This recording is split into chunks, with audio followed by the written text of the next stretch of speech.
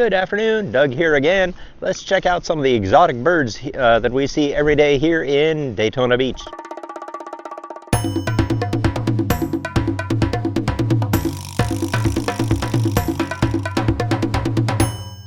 Florida hosts a huge variety of birds, everything from the tiny sandpiper on the beach to the monstrous Sandhill Crane. Right now we're 7 miles inland on a skiddy strip of houses between a giant pond and Tiger Bay State Forest.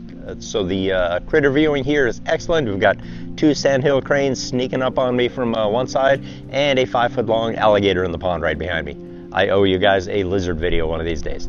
Working small to large, we'll start with the Mourning Dove. These guys are ground feeders and seldom fly. They like urban environments, and they have nests in the bushes near our clubhouse and in at least one neighbor's hanging plants. One of my favorite birds here is the little blue heron. They are found on inland wetlands, and they are called a slow, methodical feeder. They walk and hunt very slowly and deliberately until it's time to strike at their prey. They are also very shy, so I have very few good close-ups of them. This one thought I was getting a bit too close. One neat thing about the little blue heron is if your dog barks at them, they will definitely talk back.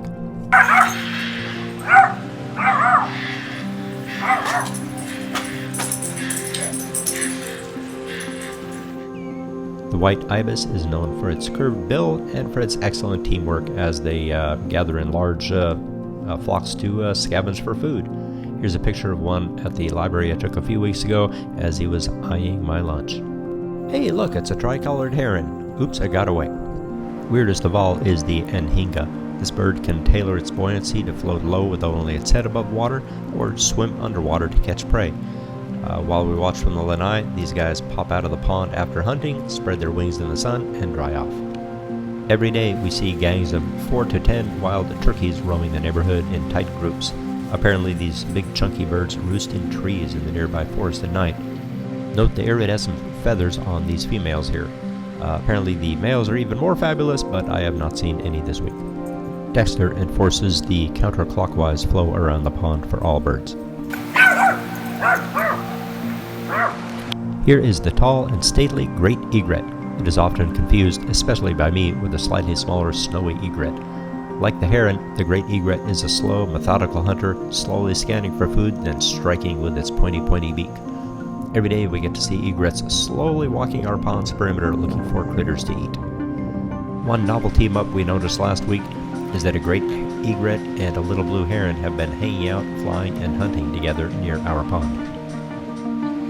And we saved the biggest for last. Here is our wake-up alarm, the mighty Sandhill Crane. When they arrive in the morning, it always sounds like dinosaurs are attacking the neighborhood.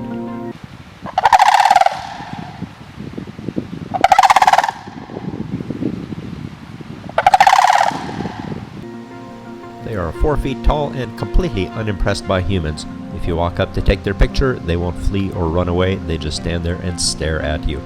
If you're more than 20 feet away, they will take a nap right in front of you because they don't consider you to be a threat. The Sandhill Crane mating dance is a lot of fun to watch. It involves hopping and bowing and wing flapping and running around in little circles around each other, and most importantly, throwing stuff into the air to impress each other. It's a lot of fun to watch. Thanks for watching today. If you have any questions about western Daytona Beach, our critters, the weather, kayaking, or anything else, please leave a question in the comments. Subscribe if you like. And I'm starting brainstorming for my next video, so for now, this is Doug the Retired Navigator. We'll see you next time.